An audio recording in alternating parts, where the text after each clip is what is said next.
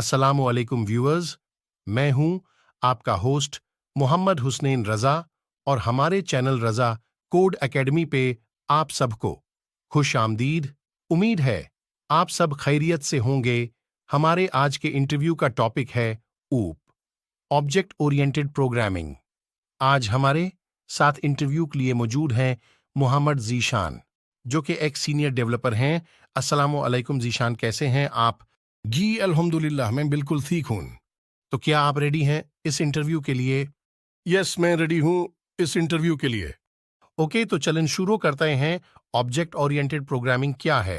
OOP, object oriented programming, एक programming paradigm है जिसमें हर चीज को ऑब्जेक्ट्स के रूप में रिप्रेजेंट किया जाता है।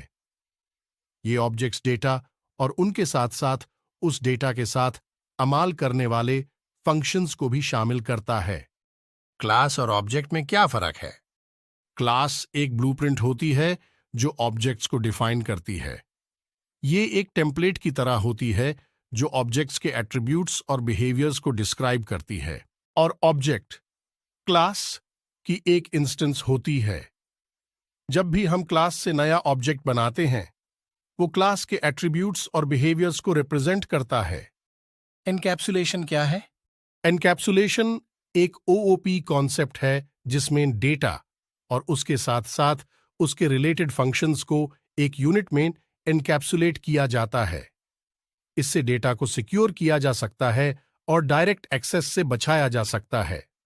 इनहेरिटेंस क्या होती है?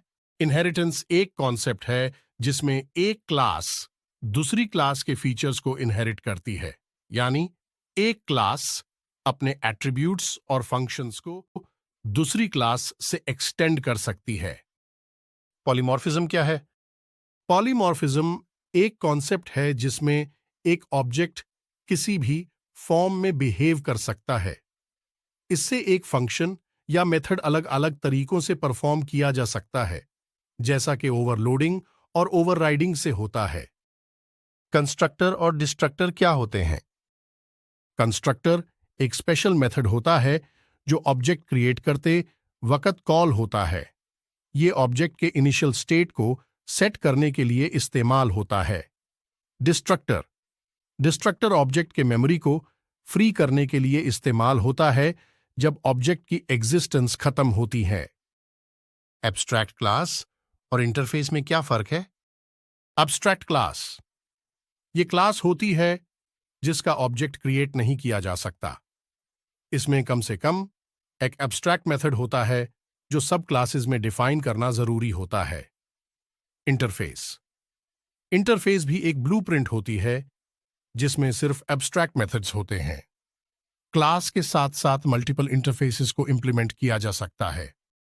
ओवरलोडिंग और ओवरराइडिंग में क्या फर्क है? ओवरलोडिंग एक मेथड या फंक्शन को दूसरी फॉर्म में डिफाइन करना होता है, जैसे कि अलग अलग पैरामीटर्स या डेटा टाइप्स के साथ। ओवरराइडिंग एक एग्जिस्टिंग मेथड को सब क्लास में रीडिफाइन करना होता है। ये इनहेरिटेंस के जरिए होता है जब सब क्लास अपने पेरेंट क्लास के मेथड को मॉडिफाई करता है। स्टैटिक और इंस्टेंस वेरिएबल्स में क्या फर्क है? इंस्टेंस वेरिएबल्स ये वेरिएबल्स होते हैं जो हर ऑब्जेक्ट के साथ एसोसिएट होते हैं और हर ऑब्जेक्ट के लिए अलग अलग वैल्यूज रखते हैं। स्टैटिक वेरिएबल्स ये वेरिएबल्स होते हैं जो क्लास लेवल पर डिफाइन होते हैं और सभी ऑब्जेक्ट्स के लिए एक ही कॉपी रखते हैं। एग्रीगेशन और कॉम्पोजिशन में क्या फर्क है? एग्रीगेशन में एक ऑब्जेक्ट दूसरे ऑब्जेक्ट को कंटेन करता है, लेकिन दोनों अलग अलग भी एग्जिस्ट कर सकते हैं। कॉम्पोजिशन में एक ऑब्जेक्ट दूसरे ऑब्जेक्ट को कंटेन करता है, लेकिन अगर पेरेंट ऑब्जेक्ट डिस्ट्रॉय होता है तो चाइल्ड ऑब्जेक्ट भी डिस्ट्रॉय हो जाता है। कंस्ट्रक्टर ओवरलोडिंग क्या होता है? कंस्ट्रक्टर ओवरलोडिंग में एक क्लास में मल्टीपल कंस्ट्रक्टर्स होते हैं, हर एक अलग पैरामीटर्स के साथ। इससे हम अलग अलग तरह से ऑब्जेक्ट्स क्रिएट कर सकते हैं। मेथड ओवरलोडिंग और मेथड ओवरराइडिंग में फर्क क्या है? मेथड ओवरलोडिंग में एक क्लास में मल्टीपल मेथड्स होते हैं, लेकिन अलग पैरामीटर्स के साथ। मेथड ओवरराइडिंग में एक सब क्लास अपने पेरेंट क्लास के मेथड को रीडिफाइन करता है। प्राइवेट, पब्लिक और प्रोटेक्टेड एक्सेस स्पेसिफायर्स क्या होते हैं? प्राइवेट मेंबर्स सिर्फ अपने क्लास के अंदर ही एक्सेस किए जा सकते हैं। पब्लिक मेंबर्स हर जगह से एक्सेस किए जा सकते हैं।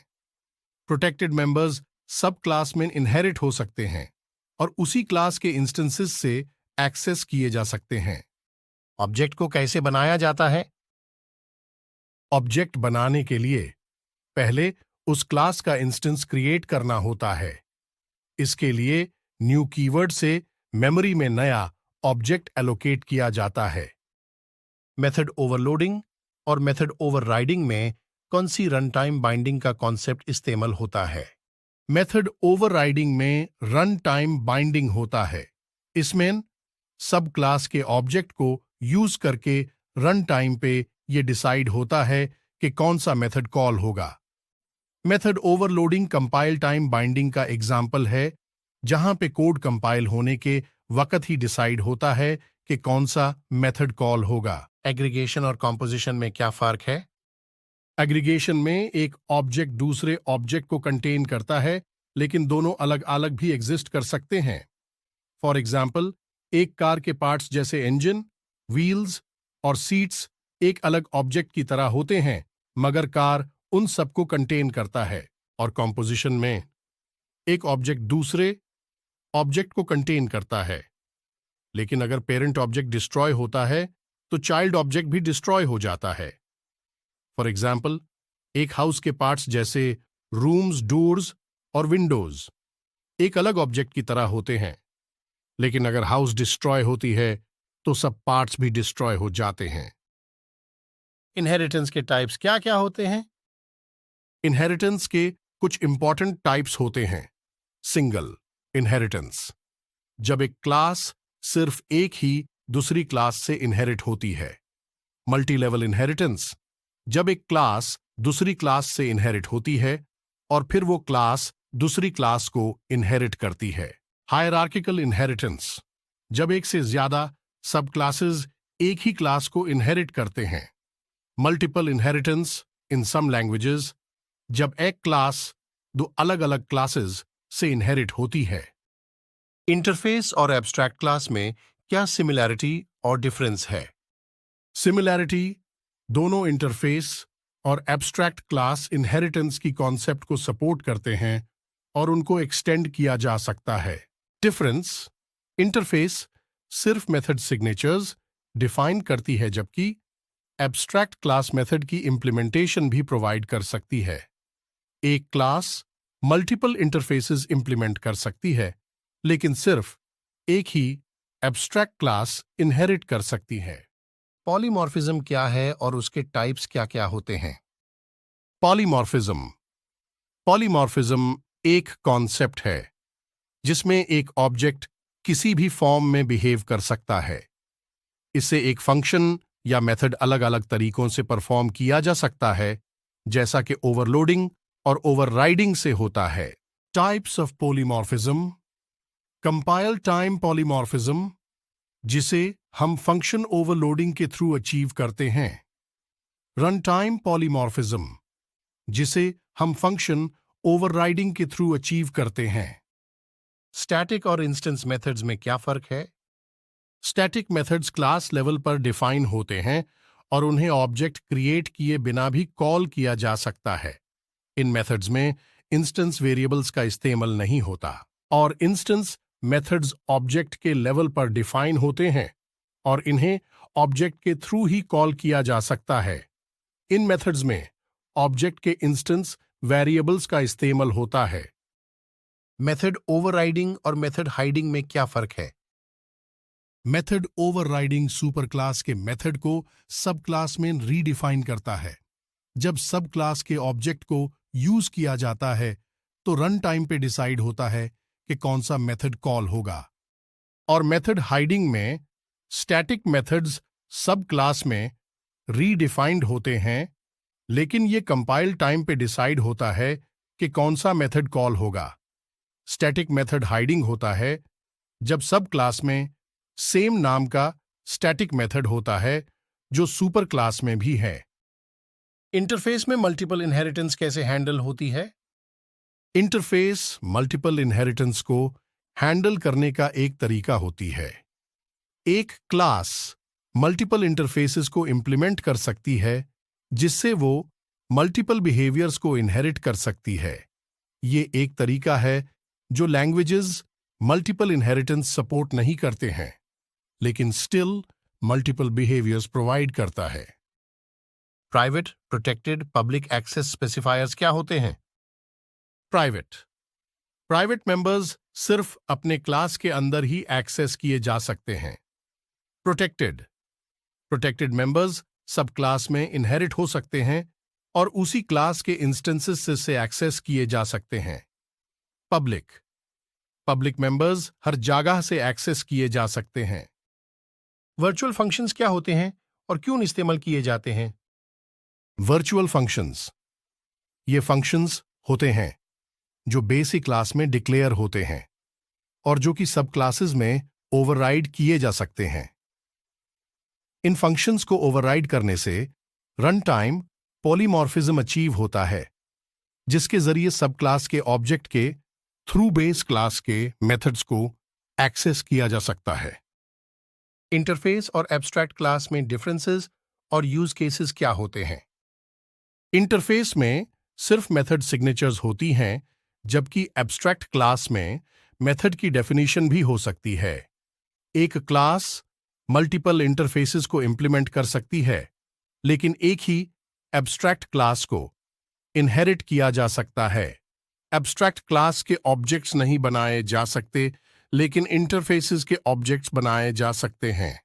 यूज केसेस: अगर आपको मल्टीपल इनहेरिटेंस की जरूरत है तो इंटरफेसेस का इस्तेमाल किया जा सकता है। अगर आपको कोड रीयूजेबिलिटी और फ्लेक्सिबिलिटी चाहिए तो एब्स्ट्रैक्ट क्लास का इस्तेमाल किया जा सकता है। फ्रेंड क्लास और फ्रेंड फंक्शन क्या होते हैं?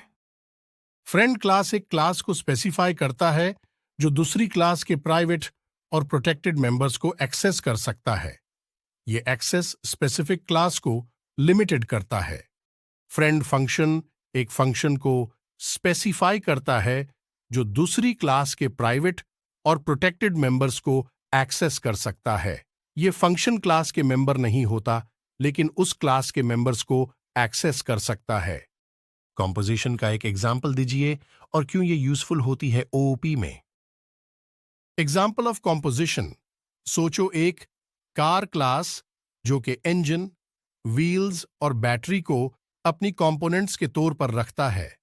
यहां कार इन कंपोनेंट्स को कंटेन करता है और अगर कार ऑब्जेक्ट खत्म हो जाता है तो उसके कंपोनेंट्स भी खत्म हो जाते हैं। यूजफुलनेस इन ओओपी: कंपोजिशन कॉम्प्लेक्स ऑब्जेक्ट्स बनाने में मदद करता है जो कि सिंपलर ऑब्जेक्ट्स को जोड़कर बनता है। ये कोड को दोबारा इस्तेमाल करने, मेंटेन करने में मदद करता है और ऑब्जेक्ट्स के दरमियान के रिश्तों को मैनेज करने में आसान बना देता है। एनकैप्सुलेशन, इनहेरिटेंस और पॉलीमॉर्फिज्म क्यों ओओपी के मुख्तलिफ पिलर्स होते हैं?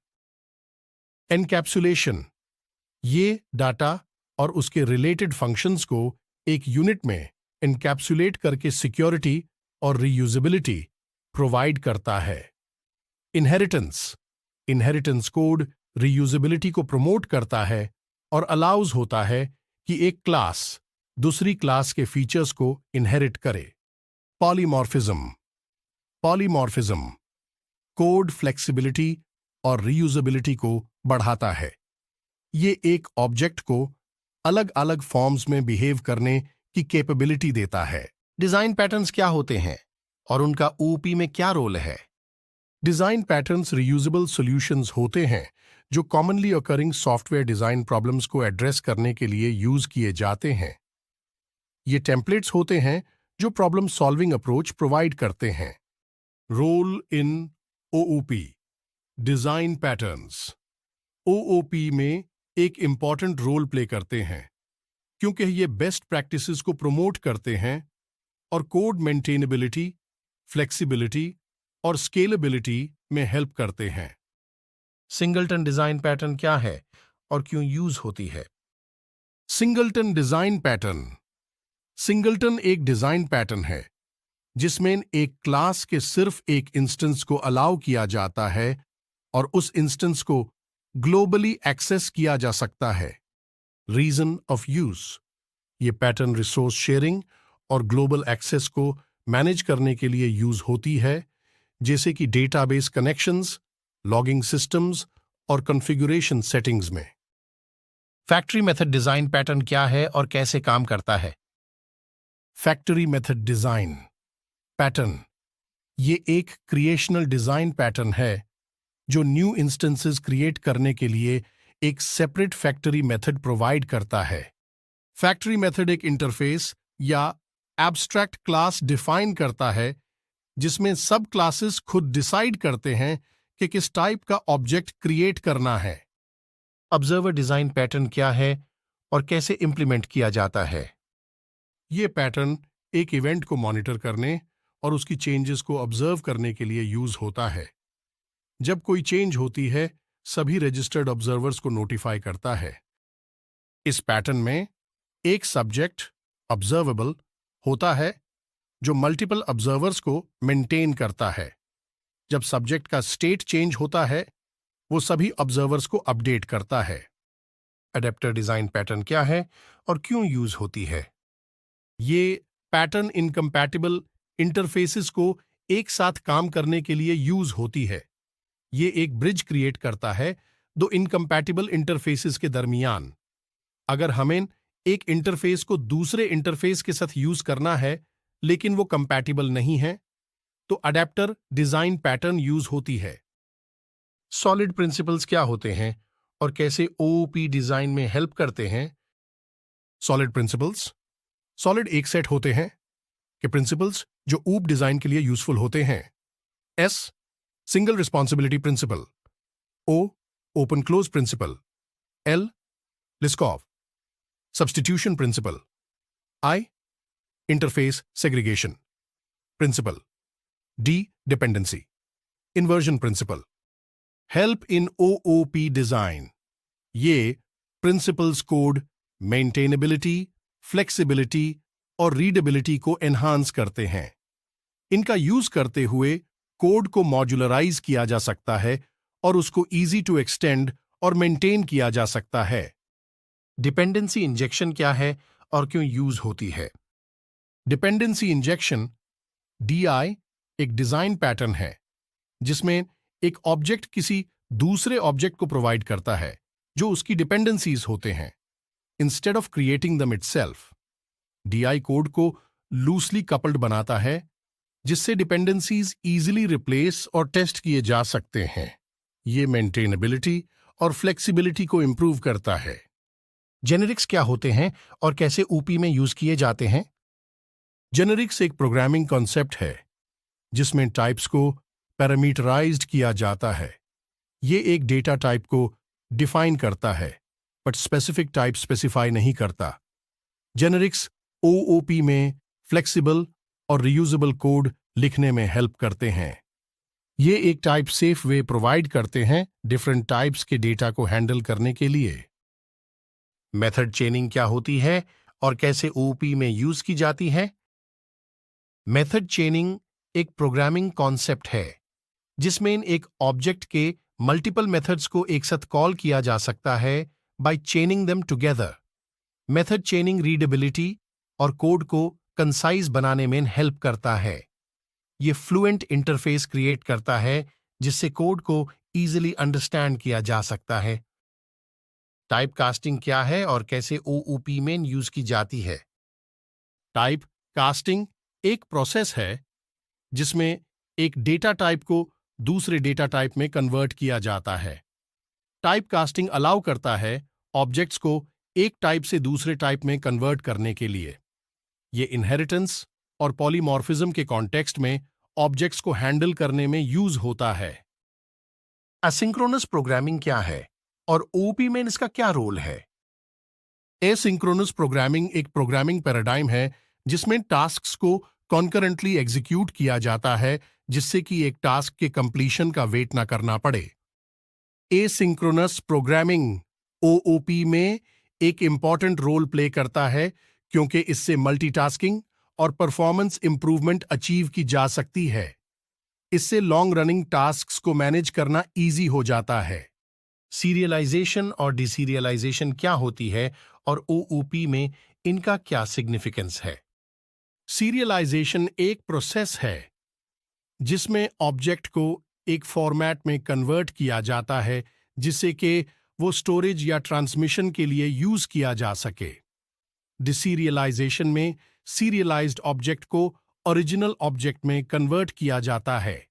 सिग्निफिकेंस इन ओओपी, सीरियलाइजेशन और डिसीरियलाइजेशन। ओओपी में डेटा परसिस्टेंस और डेटा एक्सचेंज के लिए यूज होती है। इससे ऑब्जेक्ट्स को फाइल्स में सेव किया जा सकता है या नेटवर्क के थ्रू ट्रांसमिट किया जा सकता है। लैम्डा एक्सप्रेशंस क्या होते हैं और ओओपी में कैसे यूज किए जाते हैं? लैम्डा एक्सप्रेशंस एक एनोनिमस फंक्शन होती हैं जो इनलाइन में डिफाइन की जाती है। ये ओओपी में फंक्शनल प्रोग्रामिंग की कैपेबिलिटीज को एनहांस करते हैं। ये शॉर्ट, कंसाइज और फ्लेक्सिबल कोड लिखने में हेल्प करते हैं जिससे रीडेबिलिटी और मेंटेनेबिलिटी इंप्रूव होती है। डेटा स्ट्रक्चर्स और ओओपी में उनका रोल क्या है? डेटा स्ट्रक्चर्स प्रोग्रामिंग में स्पेसिफिक वेज होते हैं जिनसे डेटा को ऑर्गेनाइज, स्टोर और एक्सेस किया जा सकता है, जैसे कि arrays, lists, stacks, queues, trees और ग्राफ्स। डेटा स्ट्रक्चर्स ओओपी में इंपॉर्टेंट रोल प्ले करते हैं क्योंकि ये डेटा को एफिशिएंटली मैनेज करने और एल्गोरिदम्स को इंप्लीमेंट करने में हेल्प करते हैं। ये ऑब्जेक्ट्स को ऑर्गेनाइज करने और उनके इंटरेक्शंस को ऑप्टिमाइज करने में हेल्पफुल होते हैं। रिफ्लेक्शन क्या है और ओओपी में इसका यूज कैसे होता है? रिफ्लेक्शन एक प्रोग्रामिंग कॉन्सेप्ट है जिसमें कोड रन टाइम में अपने स्ट्रक्चर, प्रॉपर्टीज और बिहेवियर्स के बारे में इंफॉर्मेशन कलेक्ट कर सकता है। रिफ्लेक्शन ओओपी में डायनामिक प्रोग्रामिंग की फ्लेक्सिबिलिटी प्रोवाइड करता है। इससे ऑब्जेक्ट्स और क्लासेस के इंफॉर्मेशन को एनालाइज, एक्सेस और मॉडिफाई किया जा सकता है रन टाइम में। ये डीबगिंग, टेस्टिंग और डायनामिक कोड एग्जीक्यूशन में यूज होता है। तो ये था हमारा आज का ऑब्जेक्ट ओरिएंटेड प्रोग्रामिंग का कंप्लीट इंटरव्यू जिसमें हमने ऑब्जेक्ट ओरिएंटेड प्रोग्रामिंग के कॉन्सेप्ट्स को डिटेल में कवर किया। अगर आपको ये वीडियो पसंद आई है तो इस वीडियो को लाइक करें और अपने फीडबैक के लिए कमेंट करें और अगर चैनल पर न्यू हैं तो चैनल को सब्सक्राइब करें। शुक्रिया।